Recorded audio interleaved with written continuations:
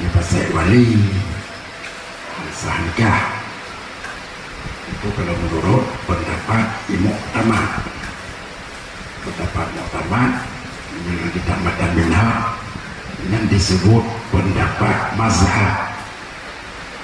Mazhab, pendapat mazhab tidak sah orang fasik menjadi wali nikah. Sebenarnya pernah utama baca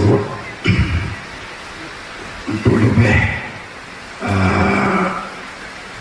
menambah kolam pengetahuan dan nyawa supaya mengambil anak fasik perlu utama baca. Bahkan seseorang itu menjadi fasik atau penyebab jid ke fasik seseorang. Nak buat sebab orang jid ke fasik. Buat sebab, maka bila terjadi